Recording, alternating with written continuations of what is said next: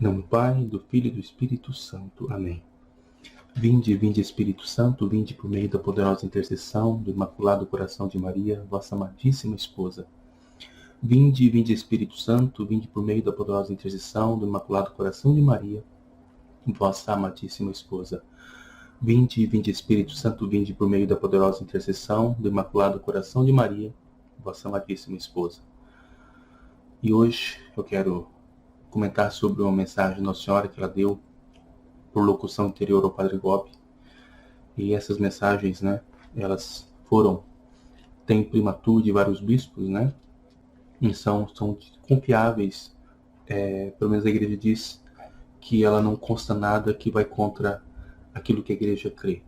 E essas mensagens também, ela não traz nada de novo além daquilo que está na revelação, nos evangelhos, naquilo que Deus, por meio dos apóstolos, nos inspirou, mas ela nos ensina a compreender melhor os evangelhos, Então hoje nós vamos ler a mensagem intitulada Instrumentos da Minha Misericórdia, do dia 13 de agosto de 1982, no aniversário da quarta aparição de Fátima.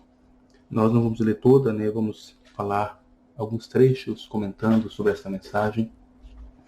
E se você tiver interesse, adquira o livrinho, esse livrinho aqui, Aos Filhos Prediletos de Nossa Senhora, que são os sacerdotes. Não sei se apareceu aí, agora apareceu. Aos sacerdotes, filhos prediletos de Nossa Senhora. Essa mensagem, então, do dia 3 de agosto de 1982. Então, essa mensagem, ela vem, como sempre, as mensagens de Nossa Senhora, convidando as pessoas à conversão e a se consagrarem ao seu Imaculado Coração, porque o seu coração imaculado é o refúgio desses tempos em que nós estamos vivendo. Tem um trecho aqui que diz assim, Eu sou a mãe de misericórdia, do amor formoso e da santa esperança, e o meu coração imaculado treme de preocupação por vós. Nossa Senhora, ela tem muita preocupação por cada um de nós. Porque como ela diz nessa mesma mensagem, que o pecado da humanidade está ultrapassando os pecados do tempo do dilúvio.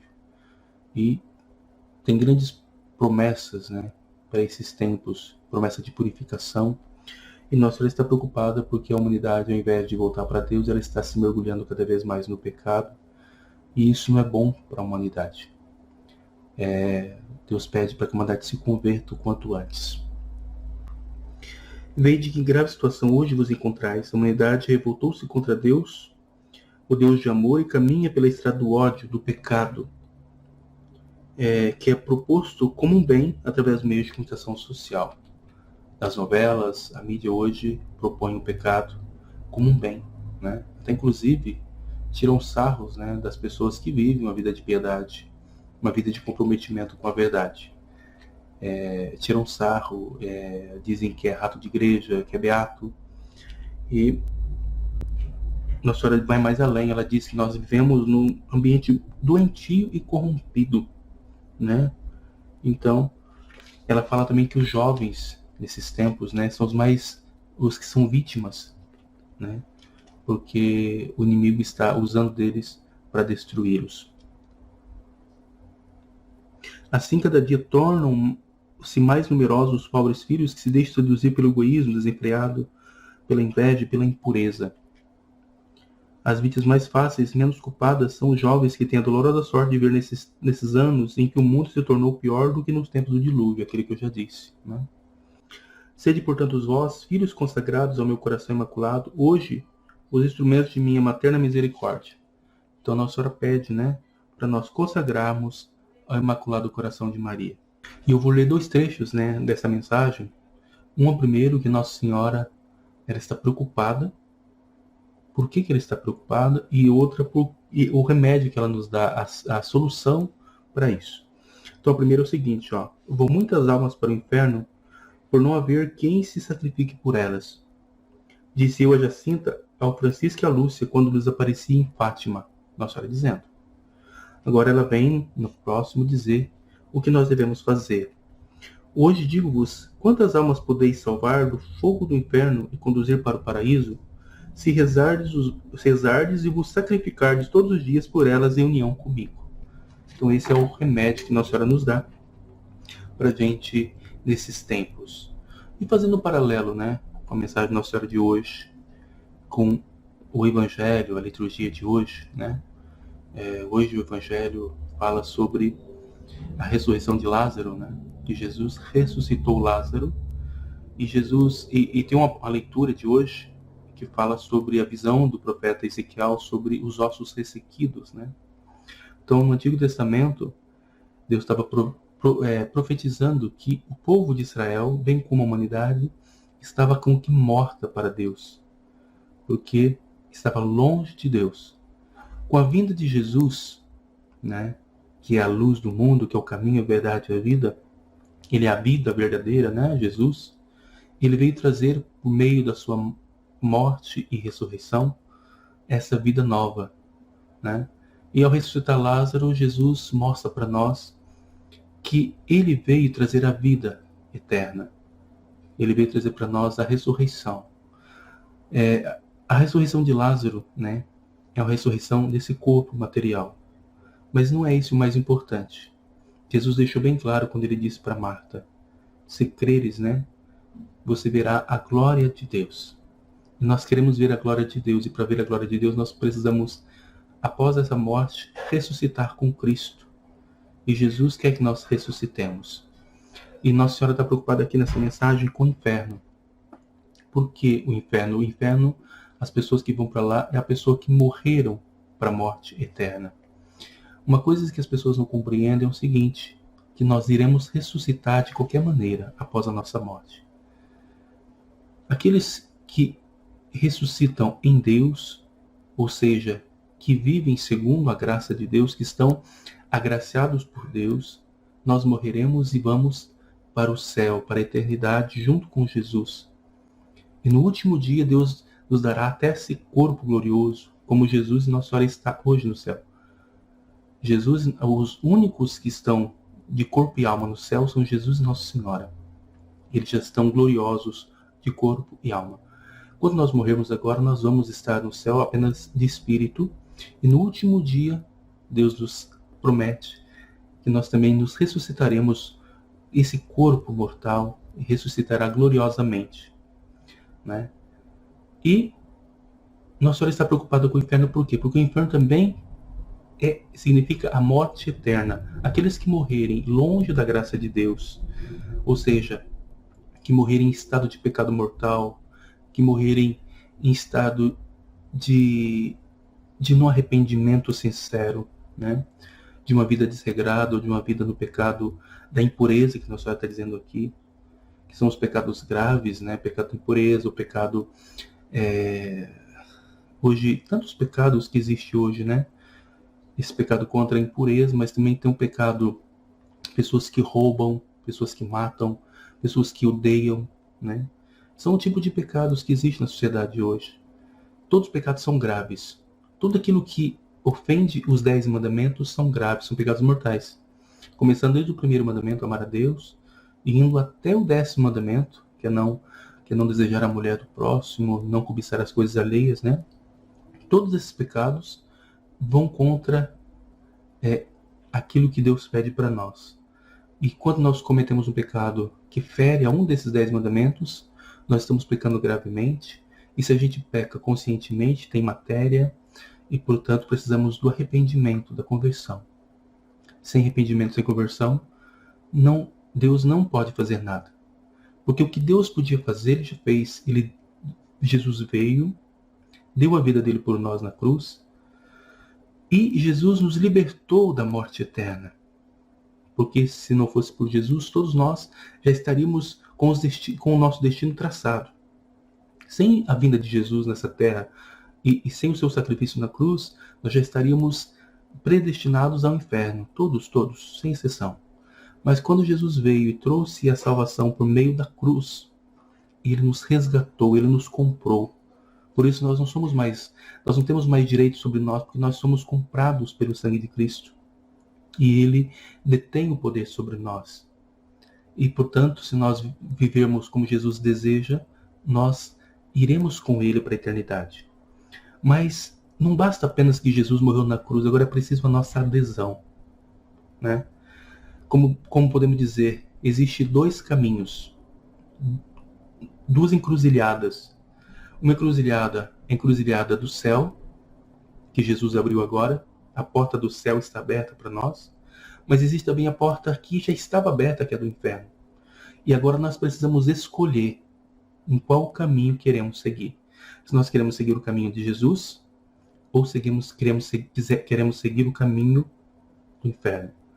O caminho, Jesus diz que o caminho dele é o caminho estreito, a passagem estreita, a passagem difícil, e são poucos os que a vão encontrar. O caminho do inferno é a estrada larga, a estrada do conforto pessoal, a estrada dos prazeres, do pecado, enfim. E nós vamos escolher. Agora, Jesus já fez. Agora é a nossa parte de escolhermos o que nós queremos, o céu ou o inferno. Então Jesus deixou o nosso livre-arbítrio para isso. Não é Jesus que vai dizer, você vai para o céu ou você vai para o inferno. Ele deixou para a gente escolher, porque o amor dá liberdade de escolha. Jesus não nos obriga a irmos para o céu. Por isso que Jesus e Nossa Senhora está nesses tempos pedindo para nós, venha, venha, convidando para entrar para o caminho estreito. Porque ele sabe que se nós optarmos por o caminho da estrada larga, é fatal, é o inferno. E nós vamos ressuscitar para o inferno, de corpo e alma também. Então a passagem na Bíblia que diz que nos últimos tempos Deus vai chamar as ovelhas e os cabritos. A ovelha à sua direita e os cabritos à sua esquerda. E todos vamos ressuscitar, ou para o céu ou para o inferno. Não tem escapatória. No último dia todos ressuscitarão, ou para o céu glorioso, ou para o inferno escabroso, podemos dizer assim. Então nós devemos pensar agora. A escolha está em nossas mãos. Tem gente que diz assim, Deus é bom, Deus não vai mandar ninguém para o inferno. Deus não vai mandar ninguém para o inferno. Não é Deus que manda ninguém para o inferno. É nós que escolhemos, por nossa própria teimosia, não obedecermos à vontade de Deus. Se olharmos para o mundo hoje, quem que o mundo está obedecendo? A Deus? Não. Quando o mundo deseja não obedecer a Deus e obedecer ao demônio, ele está indo definitivamente para o lado do demônio. Por isso que Nossa Senhora pede para nós nos convertermos. O que é a conversão? É mudar de rumo. Se nós estamos indo para o caminho do demônio, para essa estrada larga, para essa estrada que leva para o inferno, nós vamos retornar e pegar a estrada estreita, a estrada de Jesus Cristo, e vamos para o céu. Agora está na minha e nas tuas mãos. Eu já fiz a minha decisão. Eu sei que é difícil. Eu quero ir para a estrada estreita. Por isso, eu quero buscar sempre a minha conversão. E Nossa Senhora pede em Fátima para que como que a gente busca essa conversão? Reconhecendo os nossos pecados em primeiro lugar. Fazendo um grande exame de consciência. Reconhecendo nossos pecados. Depois, aqui a gente vai diante do sacerdote, que é o representante de Cristo legítimo aqui na terra, e vamos confessar. Quando nós confessamos com o Padre, nós estamos confessando como se fosse para Deus. E quando o Padre nos absolve, ele está nos absolvendo. Não é do Padre somente que está nos absolvendo, mas é Jesus que está nos absolvendo. E Jesus disse, aqueles que vocês perdoarem serão perdoados, aqueles que vocês não perdoarem não serão perdoados. Então, nós vamos ao sacerdote, confessamos nossos pecados, e daí a gente volta e esforça para não pecar mais. Mas caso voltamos a pecar, novamente no sacramento da confissão. E outra coisa, a Eucaristia. A Eucaristia é o sacramento por excelência. Porque a Eucaristia, nós participamos do sacrifício redentor de Cristo. Quando nós comungamos, nós estamos participando da morte de Jesus, nós estamos, de certa forma, participando desse sacrifício de Cristo, desse sacrifício perpétuo. E Deus pede para que nós comunguemos. Se possível, mais vezes, mas pelo menos uma vez por semana aos domingos, né? Então, e também a oração, o jejum, a caridade, tudo isso nos faz irmos para Deus, deixarmos as coisas do mundo. Não é fácil. As pessoas vão nos tirar sarro, as pessoas vão dizer que nós somos errados, vão chamar a gente de retrógrados, vão chamar a gente até de tantas coisas, mas nós devemos, Jesus disse, e Jesus também foi, sarreado, escorraçado, e Jesus diz em certas passagens, se fizeram assim com a árvore verde, o que não fará com a árvore seca? Né? Se fizeram com Jesus aquilo que fizeram no tempo dele, o que nos fará conosco? mas nós não podemos temer aquele que mata o corpo, mas não pode matar a alma. Nós devemos temer aquele que pode, além de matar o corpo, levar a alma para o inferno, que é o pecado. Então fica essa mensagem para nós hoje, de Nossa Senhora, para que a gente volte para Deus o mais rápido possível. A humanidade precisa voltar para Deus, porque senão coisas terríveis irão acontecer conosco. E uma das coisas terríveis é a perdição de muitas almas no inferno. E Nossa Senhora não quer isso para ninguém. Ela, como mãe, deseja salvar a todos. E eu te peço, seja também um agente de salvação para as almas. Nossa Senhora pede para fazer o cenáculo nas famílias.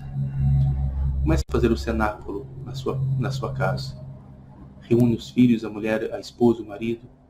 Se puder reunir os vizinhos. A cenáculo é tão simples de fazer. Comece com essa oração: vinde Espírito Santo, vinde por meio da poderosa intercessão do Imaculado Coração de Maria, vossa amadíssima esposa, por 3 vezes. Reza o terço, contemplando os mistérios daquele dia.